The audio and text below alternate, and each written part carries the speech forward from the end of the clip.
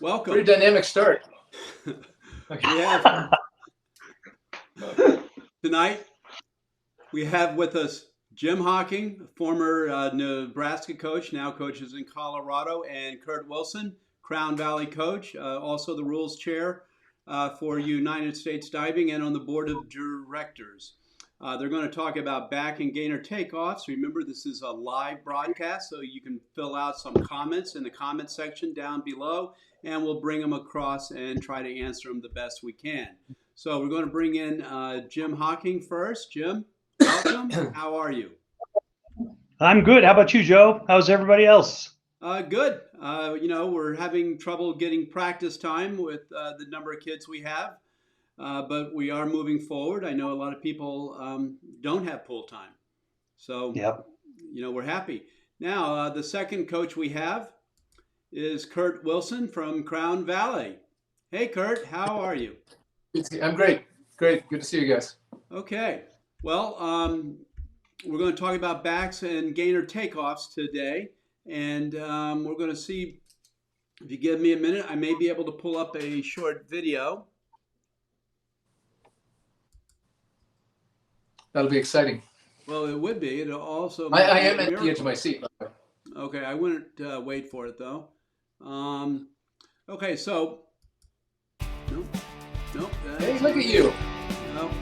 Okay, so that was last week's video on nice. hooks and masks. So we're going to leave this up to Curt and Jim to carry on and talk about back and gainer takeoffs. And any questions the audience has, fill it out and let's get to it. Okay. All right. So thank you very much for being here, by the way. Okay, guys, take it away. All right. So obviously, back and reverse takeoffs are, a major part of your list.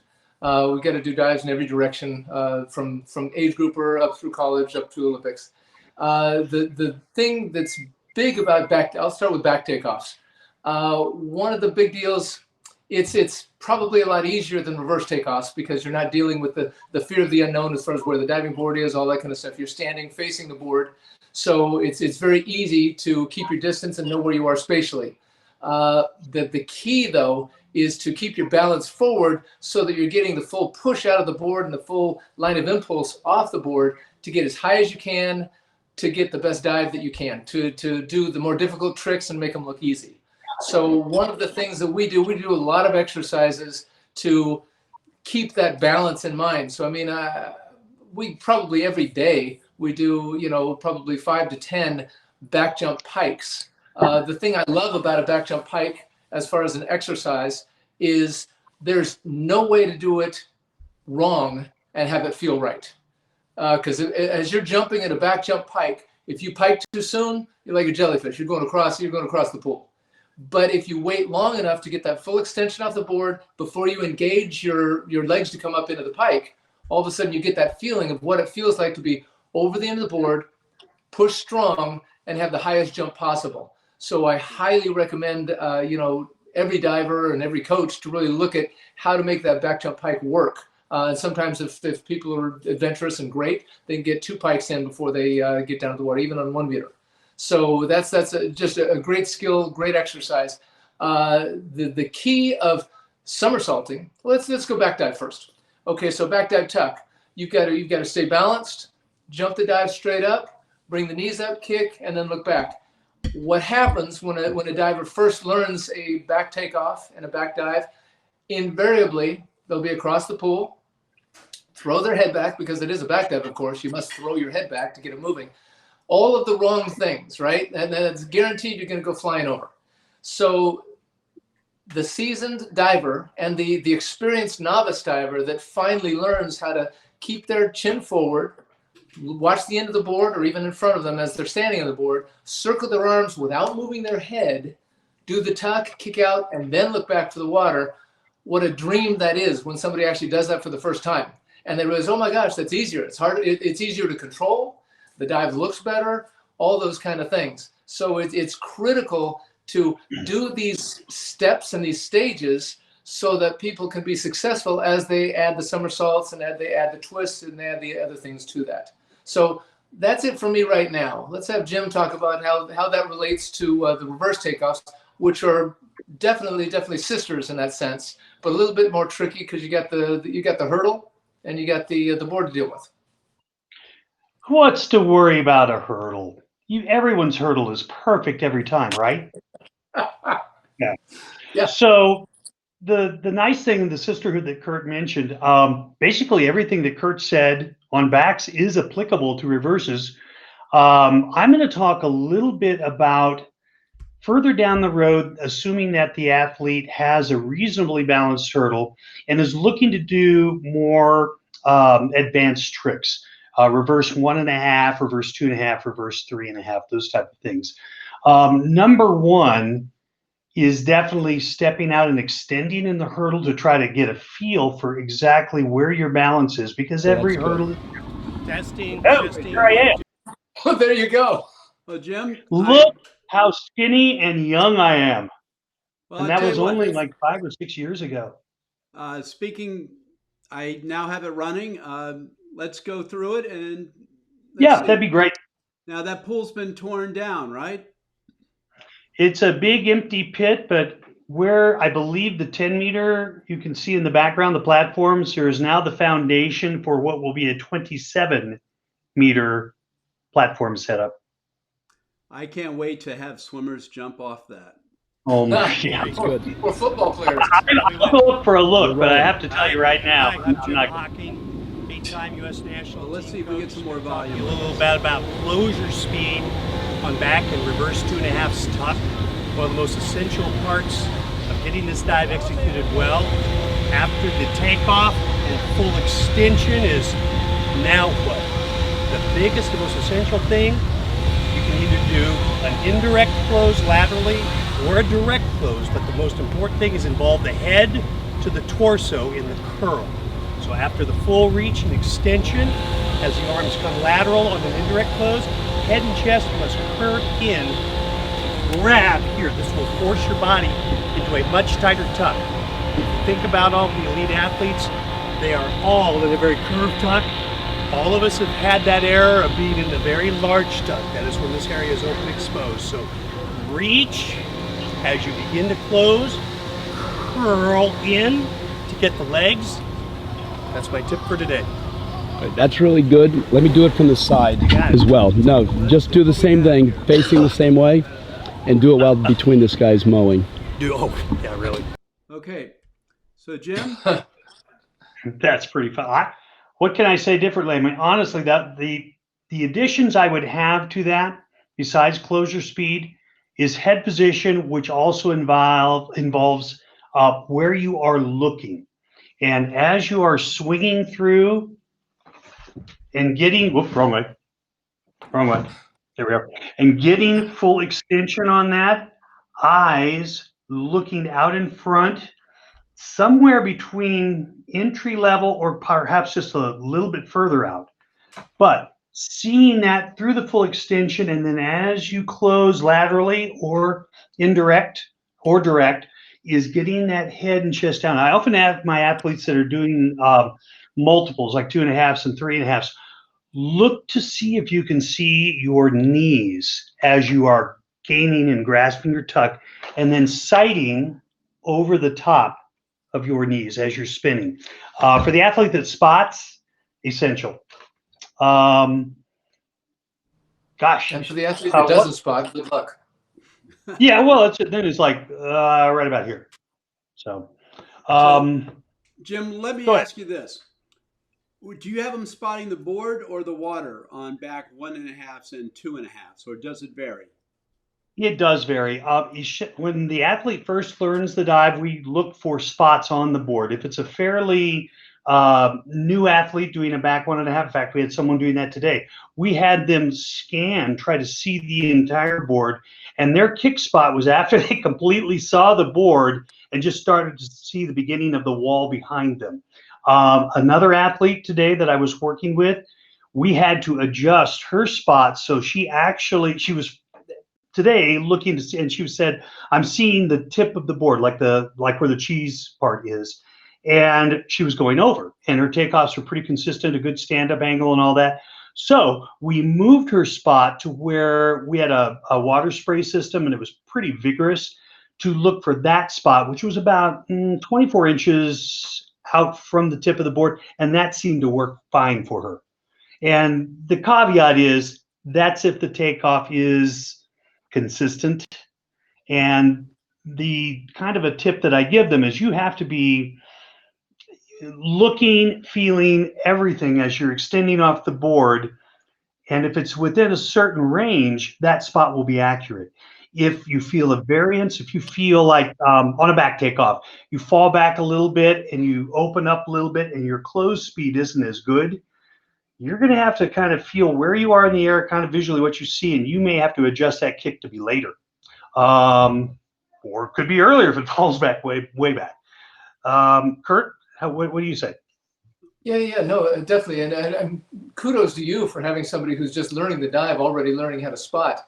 I find that a diver that's new to a back 1.5, they're happy to get on their head. They're probably diving with their eyes closed. So but it's such a huge help to have that visual aid. With back 1.5s on 1 meter, I train them to basically get a great takeoff, see the diving board, front of the diving board, squeeze and kick, and that usually gets them pretty consistently on their head. With back 2.5s, I do not want them to see the board on the second somersault because they're going to go flying over.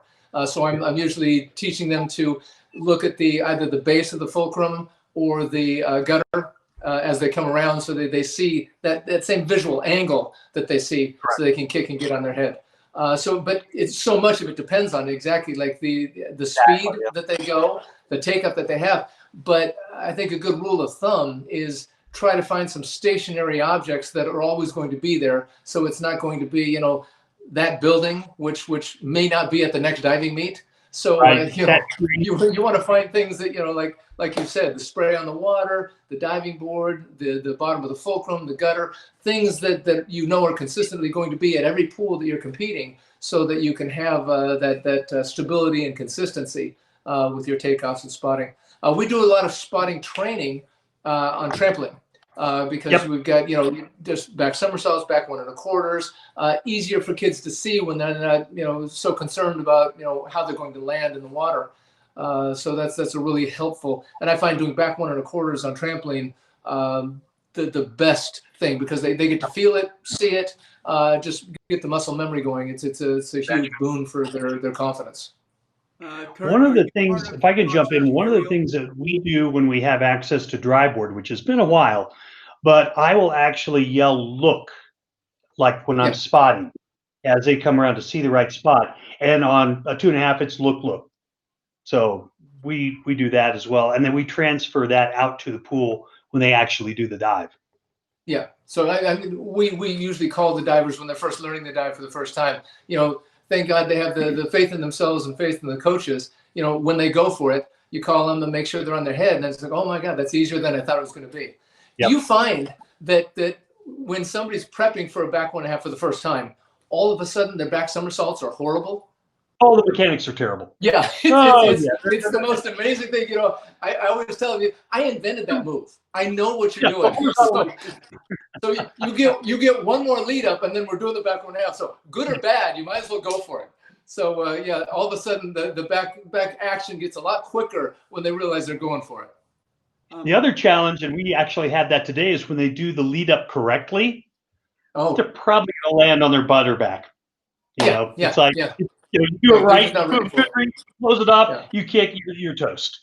So I'm always telling the divers, I don't want to see a great back somersault. I want to see a great back somersault lead up for back 1.5. So you are going to go over. You are going to feel going past that somersault. I think is critical to know that you're going to hold on a little bit longer than you would normally hold on for a back somersault.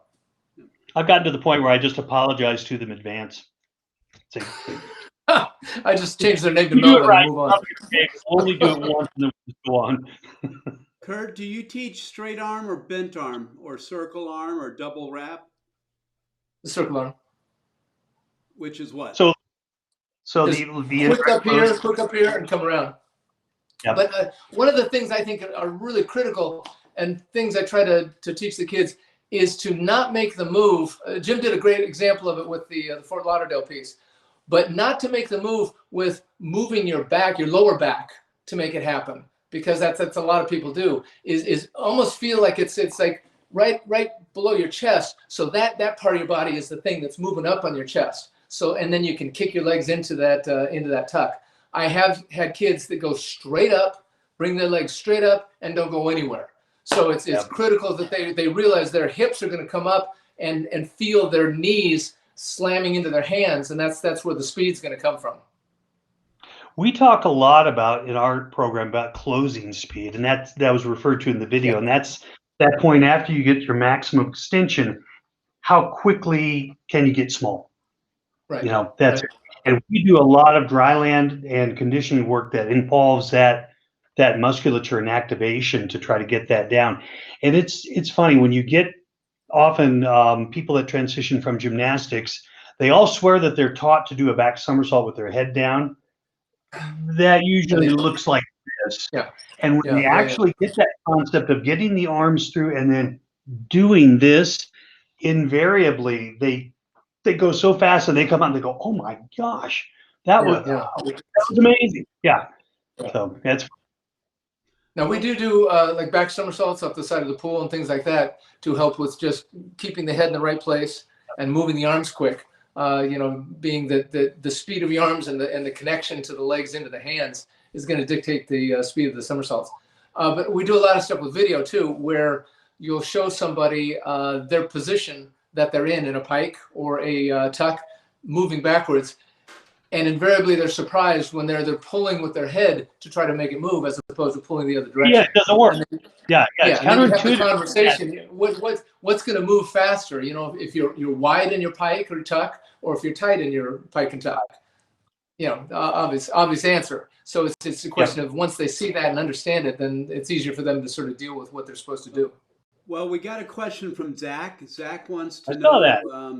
how do you feel Howdy, about Zach. teaching a 204/304 before teaching the 03s? So essentially teaching the back and gainer doubles before the back and a halves, which we see in high school a lot. Right. Yes. Right. Yeah, a lot. I routinely do that on trampoline or dry board. I don't usually do that into the water, but we usually go back somersault, back double somersault, and then come back to the 1.5 on dry board and tramp. I don't do that for the same reason that I don't teach a kid a back somersault until they have a very, very good grasp on what a back dive tuck looks like. Just because it seems like once they do the back somersault, all of a sudden they've forgotten how to stop the dive. So if a kid is having trouble connecting and spinning, sometimes I'll do the reverse double or the back double just to work that muscle to get that moving. But I'm a firm believer in the stages so that they can have a move on from the stage that you perfected and then move on to the next level. Excellent. So about the reach, you're talking about kids that don't spin. Are they going from 12 to 2 without moving their shoulders with their arms to create their somersault? Yeah. They'll jump straight up, and it's almost like they're hanging on a bar and just bringing their legs straight up without moving their hips. Once they, and sometimes we'll hang on the side of a 1 meter board or something like that just to get the feeling of what your hips need to do to rock into that. Once they do that, then they've got it. Yeah. Okay. Now, so you're saying that once a kid learns a back double, it's pretty hard to do a back and a half, and once he learns a back flip, I think sometimes they they miss their turnoffs. They don't stop for the 1.5 anymore. Sometimes they'll just like get stuck in doing the back double, especially if they're in high school and they've got 2 months to get ready for a competition. Yeah. Well, but I just want to clarify, we do not do that in the water. What I was describing purely, and I mean, when we have access, I'm a 99% dry board spotter, and we do that because they do the somersault, and then we do the double, and it's a chance to kind of work some of the closure, some of the things that just flip. It's just so fast. Yeah. And the trick of it is when you come back to the back 1.5, it is easier in their mind. Yeah. Good point. So it's kind of the overkill. It's kind of thing. There's it's a lot of stuff bit we of do a fly move, the old part. Do you guys I'm have sorry, what any? was that? Do you have any tricks to get people to do it? Because a lot of beginner divers, that's like the make or break dive. If they get over the back and a half, reverse and a half, they move forward. If they don't, Yep. they go into your I prep agree. op team. Do you have any tricks? Bubbles. Bubbles That's are nice. huge. I'm jealous. Yeah. Yeah, Yeah, you me have too. bubbles, and all of a sudden, I mean, it makes a huge difference, especially on 1 meter. You know, you land in bubbles, and it's a cushion, and so that's very helpful. We had a girl on our high school team that just learned to back one half the other day, and it was brilliant because her back somersaults just started to get good like the week before, and all of a sudden the back one half was simple.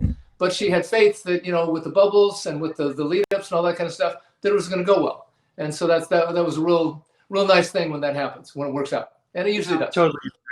Now you Totally have a agree. homemade bubbler, essentially, right? What's that? Your bubbler is kind of homemade. It's not built Absolutely. into the pool. PVC pipe. Yeah, you know what? I used to think, wow, what a drag. We have to take this in and out and all that kind of stuff, until I went to a couple pools that had a broken bubble for 5 years. You know, because the only way to fix it, you gotta drill out the concrete and all that kind of stuff. So I'm very happy with the portable. You know, you move it into 1 meter, move it into 5 meter. It works out great. And then only at the end of the week does it seem heavier than it usually is. Well, Just get the kids to do it. Oh, wow. Get the thing. You want to use a bubble? You put it in. Now you use Yeah, it. you know, that's probably a great idea. Probably is a great idea. You probably have people begging for it. Oh, yeah. Jim, do you I have was going to belts? say one of my favorite bubbler stories was when I worked at Mission Viejo years and years ago. We put in a 1/2 meter springboard, and Yes. I had the little tiny kids are all go getters. We put in that 1/2 meter springboard and turned on the bubblers for 10 meter, and it really didn't functionally do anything. I mean, it was just like a little current going across. They do anything, and then we'd take it over to 1 meter, and it was functional. It was the greatest thing ever. Yeah. 1/2 meter is a great confidence builder. I don't know. Yeah. I don't know why that 1.5 feet makes a huge difference, but kids would try anything Well, on a 1/2 meter. Yeah. It's usually the little kids, and I mean that's for that's a good little perfect height. Now us, if we get on the 1/2 meter, as we walk out to the end, we bury the board and standing there. So We're knee deep in water. Yeah. exactly. So do you You know, guys have any bubbles are a huge tool. I'm really pleased that we have that. I would love to have a in the water spotting belt. I know Yep. there's a lot of dives. You know, it's a confidence thing with kids. You know, they Yeah. need to know that next step is going to go well. And we're humans, and we fear the unknown. So Yep. anything that we can do to do the preparation as far as dry board, trampoline, spotting, bubbles, anything like that just helps them move to the next stage more comfortably. I think that's a really critical thing to be able to do. Curt, I have a quick question. How many reps do you do in the belt? Kid that's got decent ability, and you're spotting the back somersaults, and then you progress on to back 1.5s. How many back 1.5s do you do in a tramp dry board situation before you go live fire and actually do it in the pool? I got to tell you, it probably totally depends on the kid. If the kid comes with some skills and he's getting it right away, we're not going to do a lot of them. He's already got it. But if the kid is struggling and they're not getting the speed or something like that, it's going to take longer. So we're going to spend more time on that until I feel pretty confident that they are consistently doing it correctly and that result is going to be a positive one. Okay. So it really depends on the ability of the kid. I think you get more talented kids than I do. We go about 50 to 75 I reps. take that as a huge compliment, but I don't know. we do about. What's fortunate is if we get some kids that are athletic and maybe they've had some gymnastics in their past, but they haven't been broken by gymnastics yet. I mean, that's a real plus, you know. So they're coming with all the full functionality of their bodies, but also they have some training with strength and spatial awareness and things like that really helps them move along in the sport pretty dramatically. We call that an advanced kinesthetic vocabulary. Wow. I stole that from Joe. Nice. I'm gonna steal it from you. Thank you. Fair. Yes. We usually go between 50 and 75 reps of spotting, Really? of doing the trick. Yeah, quite a bit. We don't have bubblers, so we just spot like crazy. Yeah. It's been a rather difficult time, of late. We do have a backyard. I have a backyard trampoline with an overhead rig, and we spot very now in the fortunate. great outdoors. And it's been in the 40s and 50s here recently, but gosh, they just put on socks and sweats and they're good to go. I can't believe it. I'm freezing. Now, when you spot, do you use gloves or are you going barehanded? No. Bare hand dude. Callous man. Yeah, that's pretty accurate. Yeah, in so many levels. You know me. Yes, fairly accurate. Joe, we can't hear you. Joe, I I know like it you're that way. talking to us. Can you hear him, Jim? Nope. Joe, you're muted for some reason. I was just saying that There you are. Kimball has a phrase for people that wear gloves while spotting. And Oh, you I'm can't sure he edit it. does. he is. Yes, I'm extrapolating. Okay. Probably So, nothing we can share.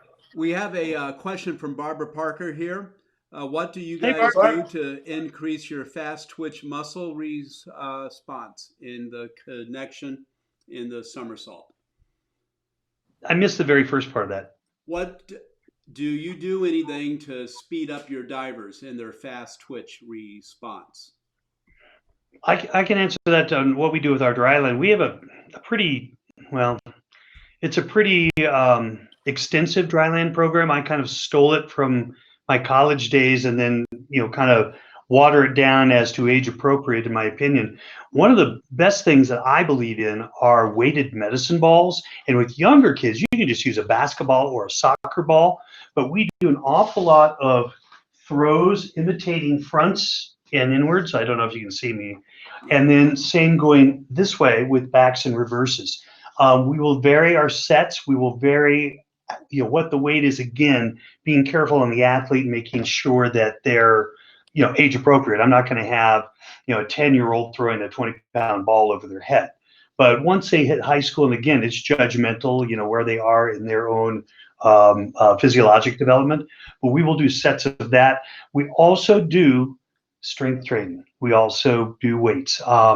We used to do that all on our own. Since we have not had access to that, we've transitioned to a local gymnasium that is very willing to watch what we do and then try to figure how they can apply their science to what we are doing.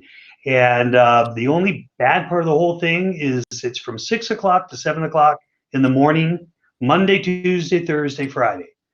And it really stinks to get up at 4:45 most days of the week, but God bless them. They're doing it. I can't believe them. That's great. That's awesome. Does that help, Barb? Uh-oh. Joe, we lost you again. Yep. Jim, can you hear Joe? Negative. Okay. Joe, can't hear you, buddy. Joe. I was just saying thank There you you very much there you because you guys were great. And thank Barbara Parker. We have one quick question before we start to wrap it up from Zach. Zach wants to know, what do you found to be the best drill to help a former gymnast to make a back somersault that doesn't look like a back handspring? Go ahead, Eyes, Yeah. telling them to look to see something. In the belt situations, it's pretty easy. You can use markings, you can use anything to kind of denote that part and, make them do the visual. Eyes, see the board on a back somersault, see the board, see your knees. Curt? Yeah, I'd say probably the greatest thing you could do, Zach, is make sure you have a TiVo or something like that that has a delay so you can see what you are currently doing and what your goal is to try to keep your body from falling backwards in that back flip-flop kind of motion.